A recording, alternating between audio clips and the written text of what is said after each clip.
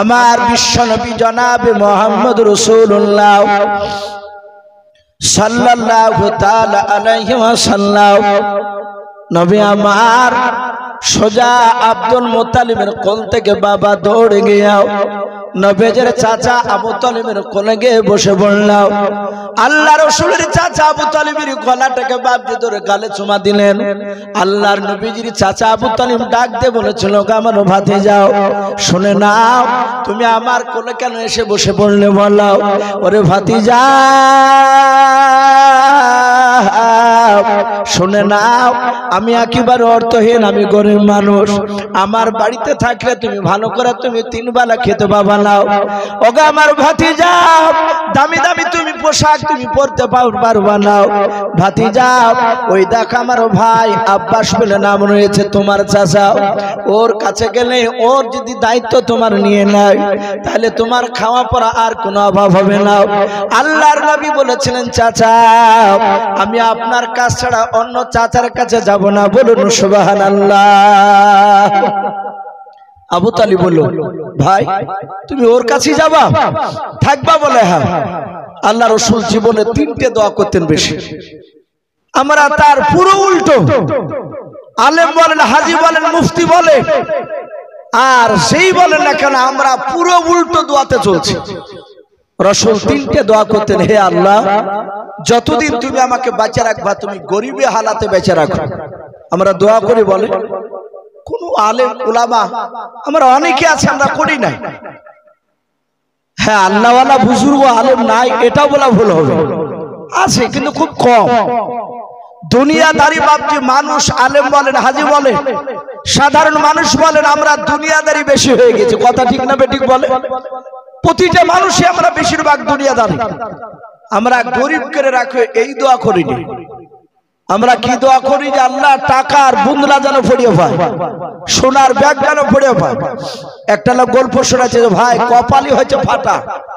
যে ভাই কপাল ফাটা মানে ওর বাড়িতে বসা জায়গা করেছে কোথাও একটা জায়গা বাপ দিয়ে জাল সারি রকম ডমকুল এলাকা।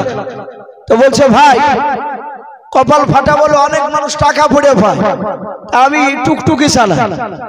তো টুকটুকি চালাতে চালাতে রাস্তায় দেখছি একটা কালো ক্যারি পড়ি, গাড়িতে কেউ নাই, আমি একা। তা আমি পেছন দিকে আর সামনে তাকে দেখলাম মানুষজন তো নেই, ফাঁকা রাস্তা।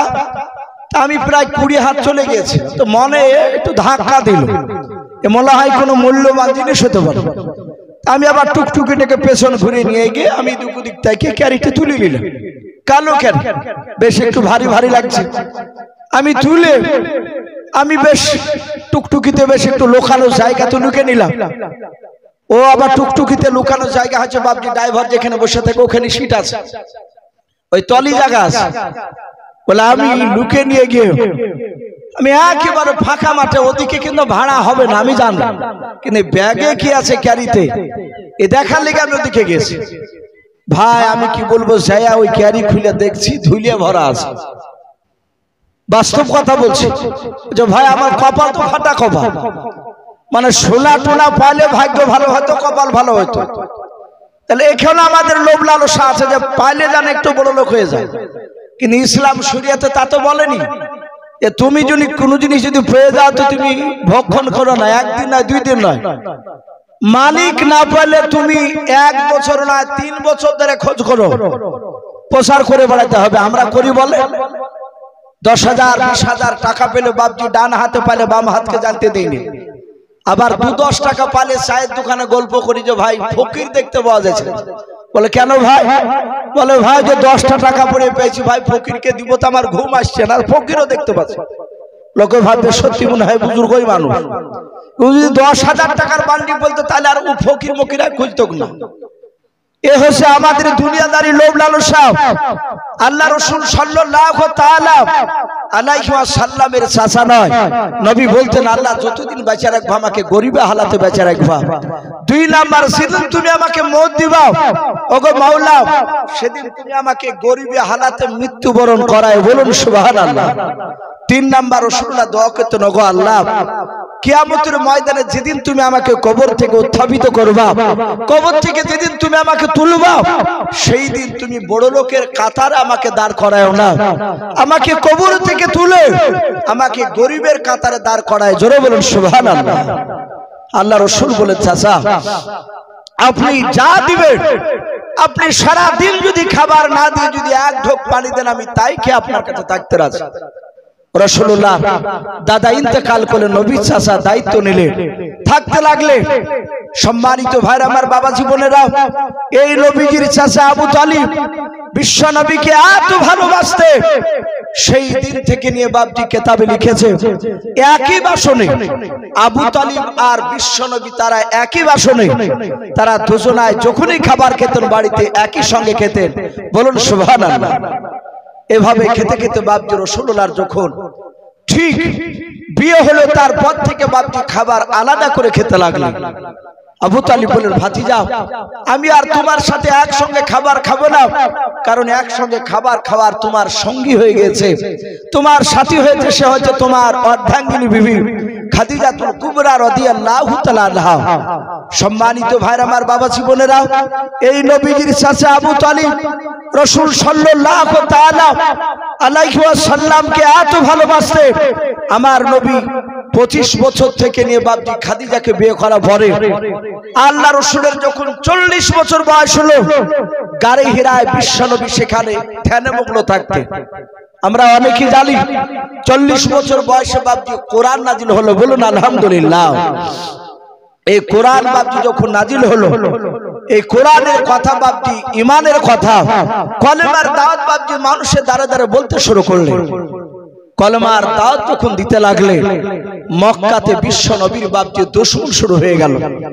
আমরা জানি রাসূল সাল্লাল্লাহু আলাইহি ওয়াসাল্লাম 40 বছরের আগে, নবীর কোরআন নাজিল হওয়ার আগে, গোটা মক্কা মদিনা নয়, গোটা আরবের মধ্যে একটা লোক নবীর দুশমন ছিল না। বলুন আলহামদুলিল্লাহ। কেউ নবীকে বাপজি খারাপ বলতো না, সবাই তারা রাসূলুল্লাহকে বলতো আল আমিন, এই লোকটা সত্যবাদী, এই মিথ্যা কথা বলে না। আমার বিশ্ব নবী রহমতের নবীকে এত ভালোবাসতে, কিন্তু রাসূলুল্লাহ যখনই কলমার দাওয়াত দিতে শুরু করলেন, বললেন, চাচা এগুলার করা যাবে না, সোনালান আগুন পূজা করা যাবে না, অনেকগুলোকে আপনি দেবতা বলে মানবেন, এগুলো করা চলবে না, এক আল্লাহকে মানা লাগবে। এবার শুরু হয়ে গেল বিশ্ব নবীর বাপজি আপনার দুশমন আবু জেহেলের চাঁদিটা বাপজি গরম হয়ে গেল, চুলগুলো খাড়া হয়ে গেল। তারা মিটিং ডেকে বলল, আজ থেকে মুহাম্মদ সাল্লাল্লাহু আলাইহি ওয়াসাল্লামকে আল আমিন বলা যাবে না, সে বদমাই, সে খারাপ, সে একজন চিটার মানুষ। এরকম বাপজি রাসূলুল্লাহকে অনেক ন্যায়নায়িকেরা কথা বলতে শুরু করলো। সম্মানিত ভাইরা আমার, বাবা জীবনেরা, কিতাবে লিখেছে নবী মক্কাতে কোরআন নাজিল হওয়ার পর থেকে নিয়ে 14 দিন ধরে রাসূলুল্লাহ মানুষের দ্বারে দ্বারে কলমার দাওয়াত দিতে গেলেন। কদিন বললাম ভাই? 14 দিন। 14 দিন পার হয়ে 15 দিনকার দিন, কেউ কেউ বলেছে না 14 দিনকার দিন, কলমার দাওয়াত দিতে দিতে বাপজি মক্কার চৌরাস্তার মোড়ে গিয়েছে। আপনাদের গৌরীপুর থেকে যেমন বাপজি একটু বাজার জায়গা বালিরঘাট, এই যে মহারাজপুর মোড়, আপনাদের মক্কা নগরে বিশ্ব নবীজি বাপজি কলমার দাওয়াত নিয়ে গিয়েছে। যা দেখছেন মক্কাতে অনেকগুলো মানুষ, তার মধ্যে থেকে বাপজি 10-12টা লোক আল্লাহ রাসূলের চেহারার দিকে তারা চেয়ে আছে। বলুন আলহামদুলিল্লাহ। আল্লাহ রাসূলের চেহারা এত সুন্দর ছিল, আমার বিশ্ব নবীর চেহারার দিকে তাকাতো মানুষেরা, রাত্রি বেলায় চাঁদের দিকে তাকাতো। অনেক মানুষ ঈমান আনতো না, তারা বলতো যে আব্দুল্লাহর সন্তানের চেহারার দিকে তাকাতাম, আর ওই চাঁদের দিকে দেখতাম, চাঁদে দাগ আছে তো মুহাম্মদ সাল্লাল্লাহু আলাইহি ওয়াসাল্লামের চেহারাতে দাগ নাই। বলুন সুবহানাল্লাহ। এত সুন্দর মক্কার লোকেরা রাসূলুল্লাহর দিকে তাকাচ্ছে। নবী তাদেরকে মধুর সুরে ডাকলেন, আর 10টা লোক নবীর কাছে এসে বাপজি তারা গোল করে ঘেরাও করে বলল, ভাই তোমার নাম কি? নবী বলেন, আমার নাম মুহাম্মদ সাল্লাল্লাহু আলাইহি ওয়াসাল্লাম। আল্লাহ রাসূল তাদেরকে কলেমার দাওয়াত দিয়েছিলেন। ওই 10 থেকে বাপজি আপনার 8 থেকে 10টা মানুষ তারা রাসূলুল্লাহর কলেমা বাপজি তারা শুনছিল।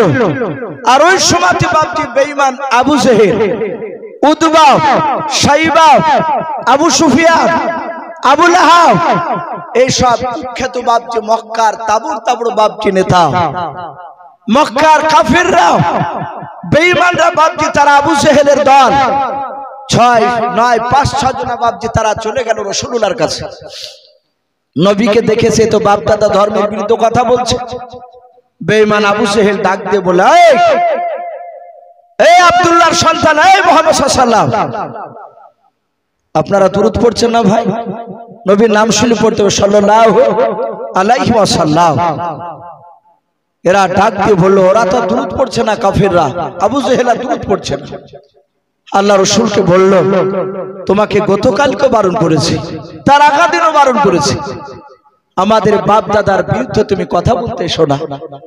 বলে, এক্ষুনি চলে যাও, আগামী কাল থেকে যেন আর বাপ দাদার বিরুদ্ধে আমাদের কথা বলবো না, যদি বলো তাহলে তোমাকে আমরা মারতে বাধ্য হব। আল্লাহ রাসূলকে শুধু ধমক নয়, কিতাবটিতে লিখেছে সিরাতে হালবিয়ায় রাসূলুল্লাহর গলাতে বাপজি আবু জেহেল হাতখানা দিয়ে ধাক্কা দিয়ে রাসূলুল্লাহকে বাপজি বের করে দিল। ওরা চিনে না ইনি কত বড় পয়গম্বর রাসূল। আল্লাহ রাসূলের ব্যাপারে বলা হয়েছে, আমার নবী দুনিয়াতে যতবার হাসতেন ততবারই জান্নাতের মর্যাদা আল্লাহ বাড়িয়ে দিতেন। বলুন সুবহানাল্লাহ। জান্নাতকে তত সৌন্দর্য করতেন।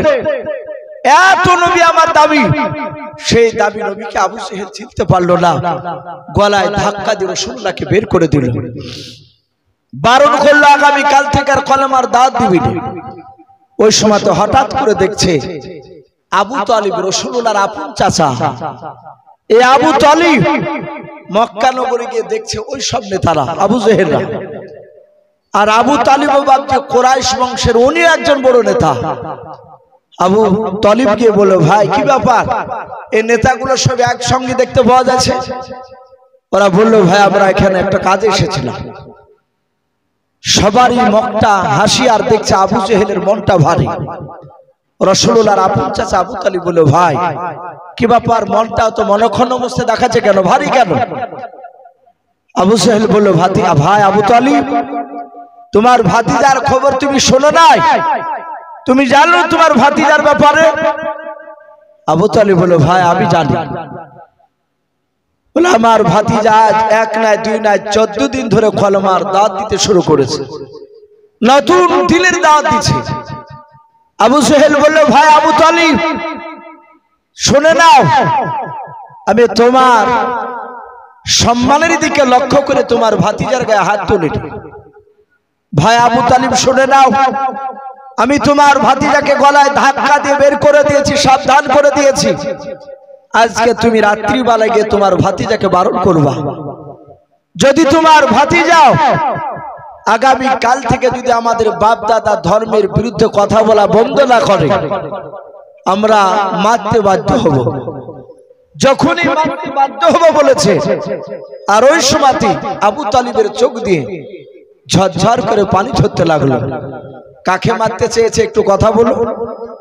ভাইপোকে রাসূলুল্লাহকে। চোখ দিয়ে পানি ঝরছে আবু তালিবে। অথচ আবু তালিব আবু জেহেলকে বলল, ভাই আমি তো মুহাম্মদ সাল্লাল্লাহু আলাইহি ওয়াসাল্লামের দ্বীনকে মানি না, আমি রাসূলুল্লাহর কলেমাকে আমি পড়িনি, আমি আমার বাপ দাদার ধর্মের উপর আমি বিশ্বাসী। আবু জেহেল বলল, তা নাহি জানি, তুমি মানো না এটা ভালো কথা, কিন্তু তোমার ভাতিজা আমাদের চরম ক্ষতি করছে। আস্তে আস্তে দেখা যাচ্ছে তার দিকে লোক চলে যাচ্ছে। বলুন সুবহানাল্লাহ। রাসূলুল্লাহর জামানায় কলেমাকে যত চেষ্টা করেছে দাবিয়ে রাখা, কলেমা তত তাড়াতাড়ি প্রচার হয়েছে। বলুন সুবহানাল্লাহ। বর্তমানও তাই। বর্তমান মানুষ বাপটি এক শ্রেণীর বেঈমানেরা, সবাই নয়, এক শ্রেণীর বাপটি ইসলাম বিরোধী লোক রয়েছে। তারা চক্রান্ত চালাচ্ছে ইসলামকে দুনিয়ার বুক থেকে মিটিয়ে দিবে, কিন্তু পারবে না। কিন্তু দুনিয়ার বাপটি আপনার জরিপও বলছে, মানুষ যেইভাবে অমুসলিমরাও গোটা পৃথিবীতে বাপটি মানুষ যেভাবে ঈমান আনছে, আর বেশি নয়, মোটামুটি হয়তো এটা 2000 বাপটি আপনার 24 চলছে, বলে 30 থেকে 32 সাল হতে হতে গোটা পৃথিবীর এমন একটা জায়গায় বাকি থাকবে না, সেই জায়গার আকাশে কলেমার পতাকা উঠবে না। জোরে বলুন সুবহানাল্লাহ। কলেমার পতাকা উঠবে। মানুষ এমন ভাবে ঈমান আনছে, চেষ্টা করছে, ভাবছে না পারবে না। সম্মানিত ভাইরা আমার, বাবা জীবনেরা, আমার বিশ্বনবীর দিনকে ভাবছে তারা ফুৎকার করে তারা উড়িয়ে দেওয়ার চেষ্টা করেছিল, সেই সময় পারে নাই। আপনারা সকলেই জানেন আল্লাহ রসুলের বাপজি যেখানে জন্ম নিয়েছিল সেই জায়গাটা হচ্ছে মক্কা শহর। নবী কুরাইশ বংশে জন্ম নিয়েছিলেন। আজ গোটা পৃথিবীর মানুষরা হজ করতে যায় মক্কাতে। কথা ঠিক না বেঠিক বলে? মক্কাতে যায় লক্ষ লক্ষ টাকা খরচ করে। রাসূলুল্লাহ জন্ম নেওয়ার আগেও মক্কা নগরে বাপজি মানুষরা, গোটা পৃথিবীর মানুষ হজ করতে যেত। কথা সত্য না মিথ্যা একটু জোরে বলুন। তারা হজে যেত। রাসূলুল্লাহ দুনিয়াতে আসার আগে তখনকার হজের নিয়ম ছিল আলাদা, আর এখন নিয়ম হয়েছে আলাদা। মক্কার লোকেরা বাপজি তারা রাসূলুল্লাহকে চিনত না, নবীকে তারা চিনত না, কিন্তু মক্কার লোকেরা তারা হজ করতে এসে কাবাকে তওয়াফ করে তারা বাড়ি চলে যেত। আল্লাহ রসুল মক্কা নগরে কলেমার দাওয়াত দিয়েছে, মানুষরা সবাই মানে না। আল্লাহ রসুলের বড় মনের তামান্না, বড় আশা। রাসূলুল্লাহকে কেউ এসে বলেছে, ওগো মুহাম্মদ সাল্লাল্লাহু আলাইহি ওয়াসাল্লাম, তুমি যে নতুন মানুষের কাছে গিয়ে কলেমার দাওয়াত দাও, শোনো গত কালকে নয় আগামীকাল খবর পেয়েছি মদিনা থেকে এক নয় দুই নয়, মক্কা থেকে মদিনা অনেক দূর, মদিনা থেকে এক নয় দুই নয় প্রায় 50টা লোক তারা আগামীকাল আসবে হজ করতে। রাসূল বলেন সঠিক খবর বলে। তারা দেখলো সত্যি 50 জন এসে তারা এক একটা জায়গায় মরুভূমির ময়দানে তারা 10 জন করে থাকার সেরকম তাম্বু টাঙিয়েছে, 5টা তাম্বু গেড়েছে। আল্লাহ রাসূল শুনতে পেলে নবী সন্ধ্যার দিকে বাপজি নবীও চলে গিয়েছে ওই ময়দানে। সেই ময়দানে মক্কার 50টা লোক আছে।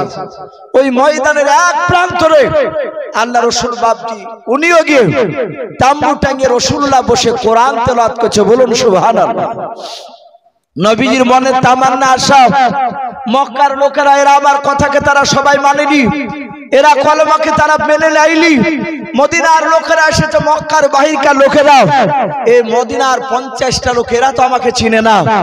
আমি রাত্রি বেলা এখানে থাকার পরে আমি সকাল বেলায় প্রতিটা 50টা লোকের দাঁড়ে দাঁড়ে গিয়ে আমি তাদের কাছে গিয়ে কলেমার দাওয়াত দিব। আশা করি 50টা লোকের মধ্যে হয়তো একটা লোক আমার কথাকে মেনে নেবে। জোরে বলুন সুবহানাল্লাহ। এটা ছিল রাসূলুল্লাহর বড় তামান্না আশা। আবু জেহেল দেখলো বেটা তাম্বু গাড়িয়ে হাজির হয়েছে ওখানে, এ তো সকালবেলা লোকের কাছে যাবে।